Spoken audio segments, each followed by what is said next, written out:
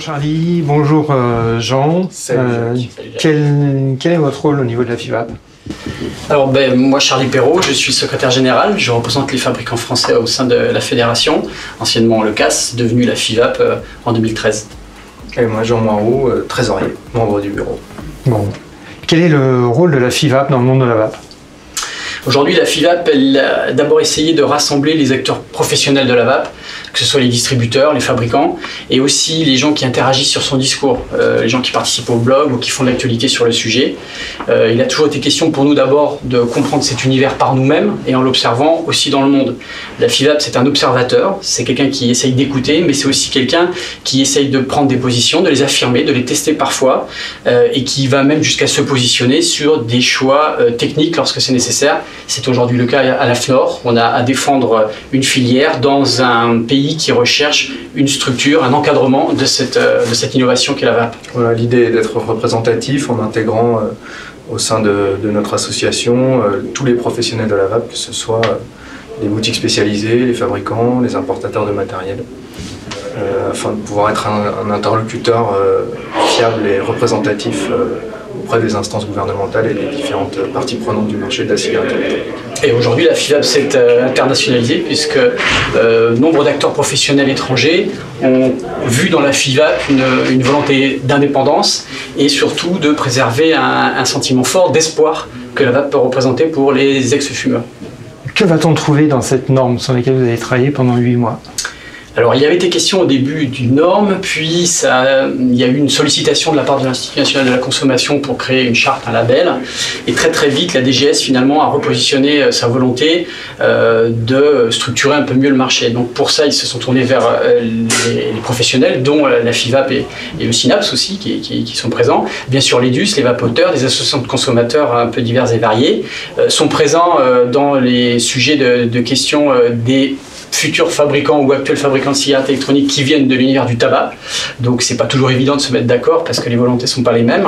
Mais cette norme en fait a pour but d'apporter des garanties sur 3 parties essentielles. C'est ce qui est aujourd'hui défini. La première partie étant les fabrications des matériels et leurs exigences de notification et d'information.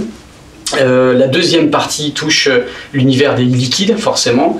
Et puis la troisième partie, c'est l'interaction entre les deux, et notamment la partie émissions, contrôle des émissions. Cette troisième partie va arriver un peu plus tard, parce qu'on va laisser la mise en place de ces 2 premières parties. Et c'est au regard de ces résultats que cette norme qui a pour volonté d'être expérimentale, au regard de ces résultats, elle va pouvoir se réaligner au fur et à mesure des années, parce que forcément la vape, si on est à la préhistoire de la vape, on espère avoir au moins atteint le niveau de son antiquité.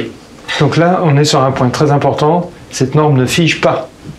C'est une norme expérimentale. Et puis qui évoluera. Elle est évolutive, elle n'est pas figée dans le marbre, on peut revenir dessus, on peut l'affiner en fonction des évolutions technologiques, des évolutions du marché.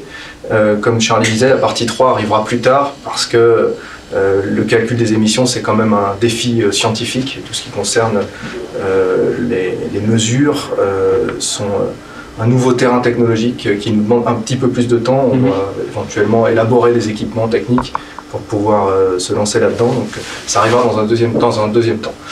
J'ajoute à ça que j'aime bien rappeler aux vapoteurs que la norme, ce n'est pas la loi. La loi, c'est le législateur qui décide. La norme est simplement un cahier des charges de repères. Et quelqu'un qui voudra prétendre être à la norme devra suivre ces repères-là.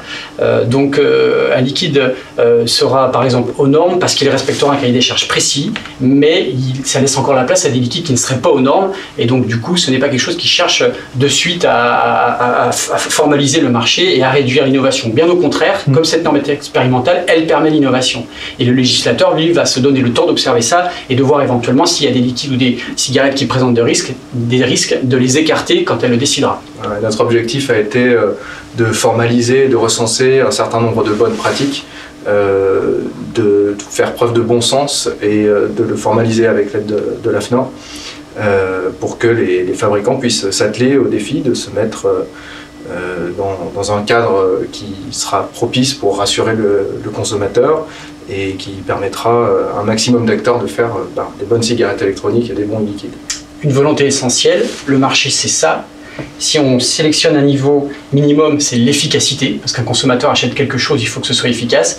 Et la deuxième partie qui est légèrement érodée, c'est d'un point de vue sécurité. Un liquide qui présenterait des risques sécures trop dommageables, eh bien forcément, on érode légèrement cette partie-là pour ramener le marché. Donc aujourd'hui, la norme, je dirais que, à mon titre personnel, je pense que 90% des produits existants vont se retrouver normalisables, moyennant quelques ajustements forcément, déclarations et de l'information au consommateur, mais surtout on écarte des choses qui aujourd'hui seraient des choses un peu folles et qui pourraient à l'inverse nuire à la vape, parce qu'on pourrait dire, vous voyez ce qu'il y a dans la vape, donc il faut interdire ça. Ben non, si on ajuste, il n'y a pas besoin d'interdire, il suffit juste de corriger un peu le tir.